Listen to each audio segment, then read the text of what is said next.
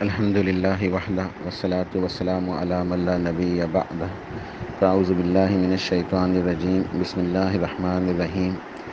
انواع العبادہ، عبادت کی قسمیں، یہ ہمارا بیان چل رہا تھا۔ پچھلی کلاس کے اندر محبت کا بیان ہوا تھا، اور آج انشاءاللہ الرجا یعنی اللہ تعالیٰ سے اچھی امید رکھنا، اس کا بیان ہے۔ شیخ لکھتے ہیں اپنی کتاب میں آگے، وَدَلِيلُ الرَّجَاءِ قَوْلُهُ تَعَالَى، کہ یہ جو رجا ہے یہ اللہ تعالیٰ سے ہونی چاہیے، یعنی اللہ تعالیٰ سے اچھی امید رکھنی چاہیے، کیونکہ یہ عبادت ہے، یہ انواع العبادہ میں شامل ہے کہ انسان کے دل کے اندر اللہ تعالیٰ سے امید قائم ہو، یہ عبادت ہے۔ وَدَلِيلُ قَوْلُهُ تَعَالَى، اور اس کی دلیل ہے پھر شیخ نے قرآن پاک میں سے سورہ کہف آیت نمبر 110، سورہ کہف کی آیت نمبر 110 آخری آیت ہے، وہ نقل کی ہے، فَمَنْ كَانَ يَرْجُو لِقَاءَ رَبِّهِ فَلْيَعْمَلْ عَمَلًا صَالِحًا وَلَا يُشْرِكْ بِعِبَادَةِ رَبِّهِ أَحَدًا، کہ پس جس شخص کو اپنے رب سے ملاقات کی امید ہو، جو اپنے رب سے ملاقات کی امید رکھتا ہو، اپنے رب کی ملاقات کا امیدوار ہو، پھر اسے چاہیے کہ وہ نیک کام کرے، وہ نیکیاں کرے، وہ اچھے کام کرے، عمل الصالحات، اور اپنے رب کے ساتھ اس کی بندگی میں، اس کی عبادت میں کسی کو بھی شریک نہ کرے۔ جو شخص بھی یہ امید رکھتا ہے کہ رب سے ملنا ہے، رب سے ملاقات کا ایک دن طے ہے، یوم الحساب، تو پھر وہ کیا کرے، پھر وہ اس کی تیاری کرے، یعنی اچھے اچھے کام کرے، خوب زیادہ نیکیاں کرے، اور اپنے رب کی عبادت کے اندر کسی کو بھی شریک نہ کرے، یعنی شرک سے بچتے ہوئے اخلاص کے ساتھ اللہ تعالیٰ کی عبادت کرے، اور اپنی اس ملاقات کی تیاری کرے، یعنی یوم الحساب کی، جس کے دل کے اندر اس بات کا یقین ہے، اس بات کی امید موجود ہے کہ رب سے ملنا ہے۔ تو شیخ نے یہاں اس قرآن پاک کی آیت کو دلیل بنایا ہے الرجا کی، کہ اچھی امید رکھنی چاہیے اللہ تعالیٰ سے۔ تو اس آیت کے اندر اللہ تعالیٰ نے ہمیں کیا نصیحت فرمائی ہے کہ ایک تو اللہ تعالیٰ سے اچھی امید ہونی چاہیے، اور دوسرا انسان کو اللہ تعالیٰ سے ملاقات کے لیے تیاری کرنی چاہیے،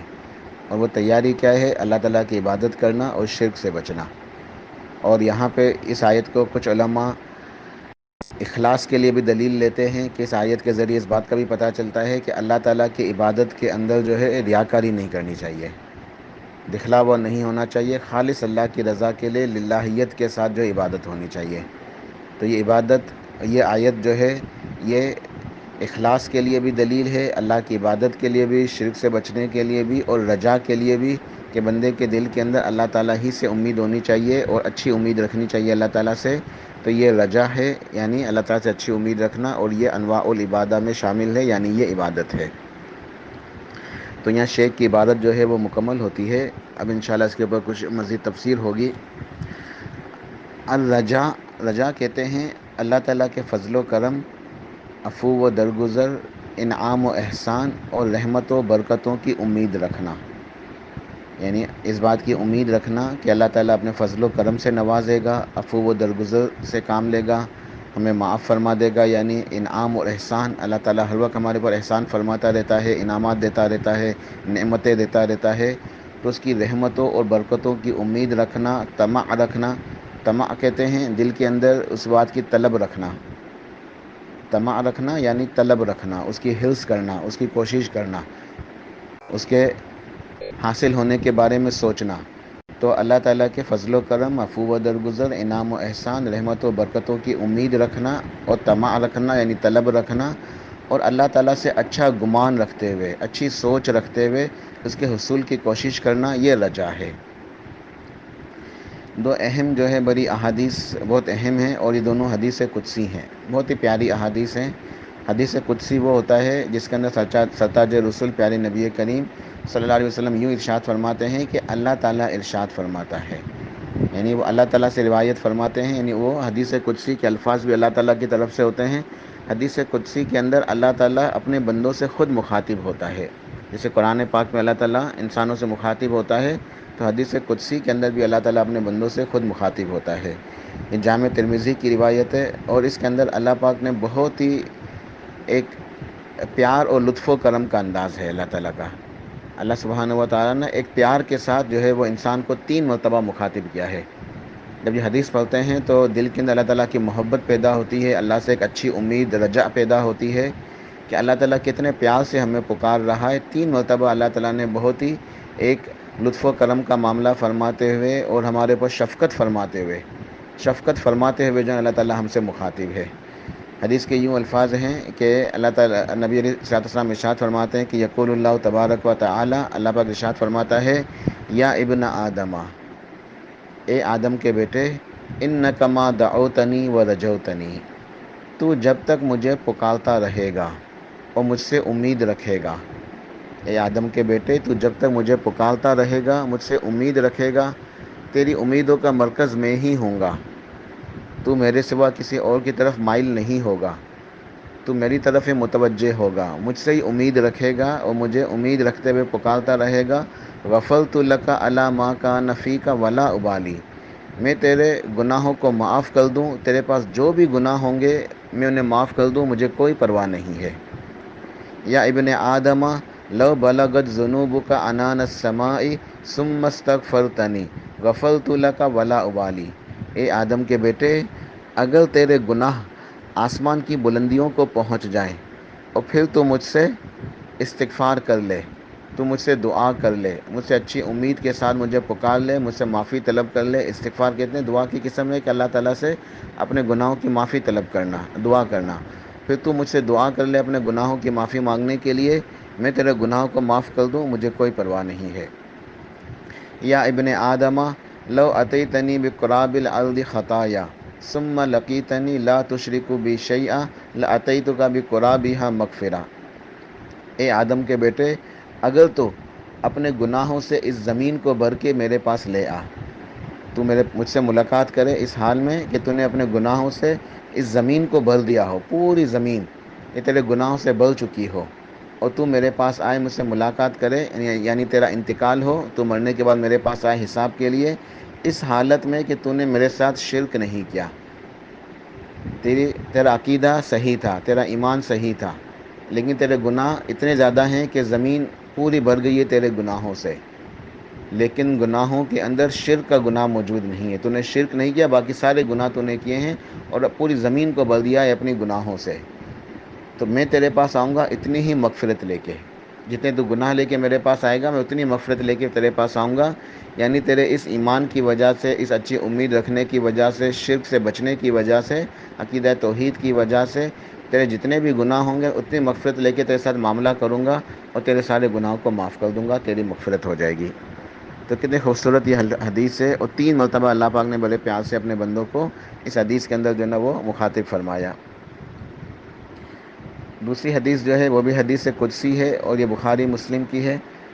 حضرت ابو ہریرہ رضی اللہ تعالیٰ عنہ روایت فرماتے ہیں کہ سرتاج رسول صلی اللہ علیہ وسلم نے ارشاد فرمایا، یقول اللہ تبارک و تعالی، اللہ پاک ارشاد فرماتا ہے، انا عند ظن عبدی بی وانا معہ اذا ذکرنی، کہ میں تو اپنے بندے کے گمان کے، اس کی سوچ کے ساتھ ہوں، میں اپنے بندے کے گمان کے مطابق ہوں، اس کی سوچ کے ساتھ ہوں، جیسی وہ سوچ رکھتا ہے میرے بارے میں ویسا اس کے ساتھ معاملہ کرتا ہوں، اور میں اس کے ساتھ ہوتا ہوں جب وہ مجھے پکارتا ہے،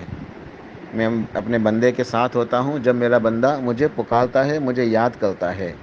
فَإِن ذَكَرَنِي فِي نَفْسِهِ ذَكَرْتُهُ فِي نَفْسِي،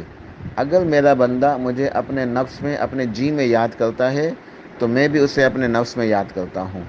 وَإِن ذَكَرَنِي فِي مَلَئٍ ذَكَرْتُهُ فِي مَلَئٍ خَيْرٍ مِّنْهُمْ، اور اگر میرا بندہ میرا ذکر کرتا ہے لوگوں کے درمیان، کسی درس میں، کسی تدریس میں، لوگوں کی مجلس کے اندر، کسی محفل کے اندر مجھے یاد کرتا ہے، میرا ذکر کرتا ہے، تو میں ان سے بہتر مجلس میں، ان سے بہتر محفل میں، یعنی فرشتوں کے درمیان اس کو یاد کرتا ہوں، اس کا ذکر کرتا ہوں۔ میرا بندہ اگر تنہائی کے اندر مجھے یاد کرتا ہے اپنے نفس میں بھی اس کو اپنے نفس میں یاد کرتا ہوں۔ اگر میرا بندہ مجھے یاد کرتا ہے، میرا ذکر کرتا ہے لوگوں کے درمیان، تو میں اس سے بہتر لوگ یعنی فرشتوں کے درمیان اس کا ذکر کرتا ہوں۔ وَإِن تَقَرَّبَ إِلَيَّ بِشِبْرٍ تَقَرَّبْتُ إِلَيْهِ ذِرَاعًا، اگر میرا بندہ میرے قریب آتا ہے ایک بالشت، تو میں ایک ہاتھ اس کے قریب آ جاتا ہوں۔ وَإِن تَقَرَّبَ إِلَيَّ ذِرَاعًا تَقَرَّبْتُ إِلَيْهِ بَاعًا، اگر میرا بندہ میرے قریب آ جاتا ہے ایک ہاتھ، تو میں 2 ہاتھ اس کے قریب آ جاتا ہوں۔ اور یہاں اللہ کے قریب آنا اور اللہ کا قریب آنا، اس سے مراد کیا ہے؟ اس سے مطلب یہ ہے کہ انسان اللہ تعالیٰ سے ایک اچھی امید رکھتے ہوئے اس کی اطاعت کرتا ہے، اس کی فرمانبرداری کرتا ہے، تو نیکیوں کے ذریعے اللہ کے قریب ہو جاتا ہے، نمازوں کے ذریعے، دیگر جو ہے نا وہ نیک اعمال ہیں، نیکیاں کر کے بندہ جو ہے اللہ کے قریب ہو جاتا ہے۔ اور اللہ کے قریب آنے کا مطلب یہ ہے کہ اللہ تعالیٰ تو اپنے عرش پہ مستوی ہے، لیکن اللہ تعالیٰ کی رضا اس کو بندے کو حاصل ہو جاتی ہے۔ اللہ سبحانہ و تعالیٰ اپنے بندے سے راضی ہو جاتا ہے، خوش ہو جاتا ہے، اور اللہ تعالیٰ کی رحمتیں اور برکتیں آتی ہیں اس بندے کی طرف۔ آگے اللہ پاک نے ارشاد فرمایا حدیث قدسی کے اندر، اسی کے اندر، وَإِنْ أَتَانِي يَمْشِي أَتَيْتُهُ هَرْوَلًا، اگر میرا بندہ میرے پاس آتا ہے چلتے ہوئے، میں اس کے پاس آتا ہوں بھاگتے ہوئے، دوڑتے ہوئے۔ یعنی اگر میرا بندہ میری اطاعت کے راستوں میں، نیکیوں کے راستے میں چلتا ہے، اطیع اللہ و اطیع الرسول کے راستے پہ وہ چلتا ہے، تو میری رحمتیں، میری برکتیں، میری حمایت، میری رضا اس کی طرف لپک کے آتی ہے، بھاگ کے آتی ہے، اور تیزی سے آتی ہے۔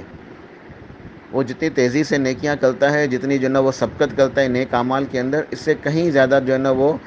سبقت کرتی ہے میری رحمت، میری برکتیں، میرا انعام، میرا اکرام، میرا احسان اس کے لیے، میری رضا اس کی طرف بھاگ کے آتی ہے، لپک کے آتی ہے۔ تو بہت ہی خوبصورت یہ حدیث ہے، حدیث قدسی، کہ اللہ پاک نے ارشاد فرمایا کہ میں اپنے بندے کے گمان اس کی سوچ کے ساتھ ہوں۔ میرا بندہ مجھے یاد کرتا ہے، میں بھی اس کو یاد کرتا ہوں۔ وہ نیکیاں کر کے میرے قریب ہوتا ہے تو میری رضا، میری رحمتیں اس کے اور قریب آتی ہیں۔ وہ چلتے ہوئے آتا ہے تو میں بھاگتے ہوئے آتا ہوں۔ تو یہ حدیث جو ہے، دو احادیث قدسی، یہ ہمیں اللہ تعالیٰ سے اچھی امید جو ہے ہمارے دل کے اندر جو ہے نا اس کا احساس پیدا کرتی ہیں کہ ہم اللہ تعالیٰ سے اچھی امید رکھیں۔ اس کے بعد ایک حدیث صحیح مسلم کے اندر حضرت جابر بن عبداللہ رضی اللہ عنہ ارشاد فرماتے ہیں، قال رسول اللہ صلی اللہ علیہ وسلم، لا یموتن احدکم الا وہو یحسن الظن باللہ عز وجل، کہ تم میں سے کسی کو موت نہ آئے مگر یہ اس حالت میں کہ وہ اللہ سبحانہ و تعالیٰ سے ایک حسن ظن رکھتا ہو، اچھی امید رکھتا ہو، اچھا گمان رکھتا ہو، اچھی سوچ رکھتا ہو۔ تم میں سے کسی کو بھی موت آئے، اس حالت میں آنی چاہیے موت کہ اس کا اللہ تعالیٰ کے بارے میں اچھا گمان ہونا چاہیے، اچھی سوچ ہونی چاہیے، یعنی دل میں اللہ تعالیٰ کی ایک محبت ہونی چاہیے، ایک اچھی امید ہونی چاہیے، بندہ مایوس نہ ہو اللہ تعالیٰ سے، دل کے اندر مایوسی نہیں ہونی چاہیے بلکہ اچھی امید ہونی چاہیے اللہ تعالیٰ سے۔ اور جامع ترمذی اور سنن ابن ماجہ کے اندر ایک واقعہ ہے، ایک روایت ہے، انس بن مالک رضی اللہ عنہ ان النبی صلی اللہ علیہ وسلم دخل علی شاب وهو فی الموت فقال کیف تجدک۔ حضرت انس بن مالک رضی اللہ عنہ ارشاد فرماتے ہیں کہ سرتاج رسول سرور کائنات صلی اللہ علیہ وسلم ایک اپنے صحابی کے پاس آئے، ایک ایسے نوجوان کے پاس آئے، اپنے صحابی کے پاس، جو اپنے مرض میں تھا، یعنی اس کا مرض تھا آخری مرض، مرض الموت کے اندر مبتلا تھا اور اس کی جان نکلنے والی تھی، یعنی اس کا آخری وقت چل رہا تھا۔ تو سرتاج رسول نبی الرحمہ رحمۃ للعالمین صلی اللہ علیہ وسلم نے اس سے پوچھا کہ اے میرے صحابی، تم کیسا محسوس کر رہے ہو، تمہارے دل کی کیفیت کیا ہے؟ قال واللہ یا رسول اللہ انی ارجو اللہ و انی اخاف ذنوبی۔ تو وہ صحابی کہنے لگے، اللہ تعالیٰ کی قسم کہ میں اللہ تعالیٰ کی رحمت کی امید کر رہا ہوں، میرے دل کے اندر امید ہے اللہ تعالیٰ کی رحمت کی، اور میرے دل کے اندر ڈر ہے اپنے گناہوں کا، میرے دل کے اندر اللہ تعالیٰ کی رحمت کی امید بھی ہے اور اپنے گناہوں کا ڈر بھی ہے، مجھے ڈر بھی لگ رہا ہے اور اللہ تعالیٰ سے ایک اچھی امید بھی ہے۔ اچھی امید یہ ہے کہ اللہ تعالیٰ انشاءاللہ رحیم ہے، کریم ہے، غفور ہے، تو اللہ پاک انشاءاللہ اچھا معاملہ فرمائے گا میرے ساتھ، مجھے معاف کر دے گا، یہ مجھے اللہ تعالیٰ سے امید ہے۔ لیکن مجھے اپنے گناہ یاد آتے ہیں تو مجھے ڈر لگتا ہے کہ میرے گناہوں کا پتہ نہیں کیا ہوگا، تو میرے دل کے اندر اللہ تعالیٰ کا ڈر بھی موجود ہے، اپنے گناہوں کی وجہ سے میں خوف زدہ ہوں، مجھے گناہوں کی گھبراہٹ بھی ہے، لیکن اس کے ساتھ ساتھ مجھے اللہ تعالیٰ سے رحمت کی امید بھی ہے۔ فقال رسول اللہ صلی اللہ علیہ وسلم، تو آپ نے ارشاد فرمایا، لا یجتمعان فی قلب عبد فی مثل ھذا الموطن الا اعطاہ اللہ ما یرجو وآمنہ مما یخاف، کہ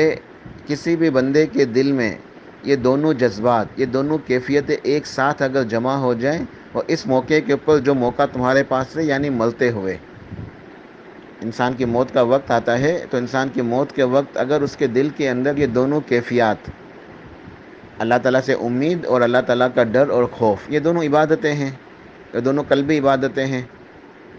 تو یہ دونوں اللہ تعالیٰ کے اوپر ایمان لانے کی جو ہے نا یہ اس کی علامت ہے کہ یہ دونوں عبادتیں ہیں۔ تو جس بندہ مومن کے دل کے اندر یہ دونوں کیفیات جو ہیں ایک ساتھ آ جائیں، اس کے موت کے وقت دونوں ایک ساتھ جمع ہو جائیں کہ دل میں اللہ تعالیٰ کی رحمت کی امید بھی ہو اور اپنے گناہوں کا ڈر بھی لگ رہا ہو، تو اللہ تعالیٰ کیا معاملہ فرماتے ہیں کہ اللہ تعالیٰ اسے وہ چیز عطا فرما دیتا ہے جس کی وہ امید کر رہا ہے۔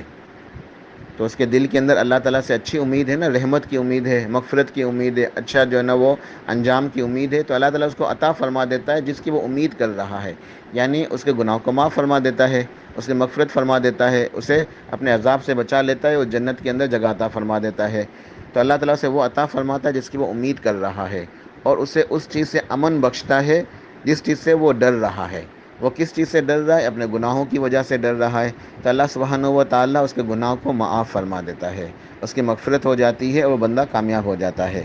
تو یہ بھی بڑی عظیم حدیث ہے سمجھنے کے لیے کہ انسان کے دل کے اندر امید بھی ہونی چاہیے اور اللہ تعالیٰ کا ڈر بھی ہونا چاہیے۔ تو یہ جو اللہ تعالیٰ سے اچھی امید رکھنا جسے رجاء کہتے ہیں، یہ ایک عبادت ہے، یہ قلبی عبادت ہے، دل کے اندر کیفیت ہوتی ہے اور یہ ایمان کے لیے ضروری ہے۔ تو اس وائس کو یہاں انشاءاللہ مکمل کرتا ہوں، اس کے بعد کچھ باتیں رہ گئی ہیں تو وہ اگلی وائس کے اندر۔ سبحان ربک رب العزت عما یصفون وسلام علی المرسلین والحمد للہ رب العالمین۔